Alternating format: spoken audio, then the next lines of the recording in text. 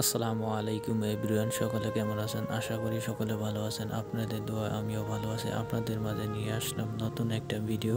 এই ভিডিওর মাধ্যমে আপনাদেরকে দেখানোর চেষ্টা করব আগুন নির্বাপন কিভাবে করা হয়। তো বন্ধুরা, আজকে আমরা মহড়ার জন্য যাচ্ছি সীমান্ত এলাকা পাঁচগাঁও বর্ডার। এই মহড়ার মাধ্যমে আমরা আপনাদেরকে দেখানোর চেষ্টা করব বাসা বাড়ি, দোকানপাট, শপিং মল কিভাবে গ্যাস সিলিন্ডারে আগুন নির্বাপন করবেন। এই প্রশিক্ষণগুলো জানা থাকলে আপনাদের বাসা বাড়ি, দোকানপাটের গ্যাস সিলিন্ডারের আগুন আপনারা নিজেরাই নির্বাপন করতে পারবেন। গ্যাস সিলিন্ডার হোস পাইপের মাথায় আগুন লাগলে আমরা কিভাবে নির্বাপন করব। তো আপনারা দেখতেই পাচ্ছেন বাইটি পাইপটির মাঝখানে ভেঙে দিয়েছে, তখন গ্যাস চলাচল বন্ধ হয়েছে, আগুন অটোমেটিক নিভে গেছে। এক কথায় বলতে মানুষের গলা চিপে ধরলে মানুষের যেমন শ্বাস বন্ধ হয়ে মারা যায়, ঠিক তেমনি গ্যাস সিলিন্ডারের হোস পাইপ আড়াআড়ি দুইটি বাস করে হোস পাইপের গলা চিপে ধরলেই গ্যাস চলাচল বন্ধ হয়ে যায়, তখন আগুন অটোমেটিকলি নিভে যায়। চাচাকে একবার আগুন নির্বাপনের বিষয়টা দেখিয়ে দেওয়ার পরে চাচা নিজে একা একা আগুন নির্বাপন করতে সক্ষম হয়েছে। আপনারা দেখতেই পাচ্ছেন চাচা বিষয়টি বুঝতে পেরেছে অতি সহজে আগুন কিভাবে তাড়াতাড়ি নির্বাপন করা যায়। এখন আরেকটি প্রশিক্ষণের মাধ্যমে সাব অফিসার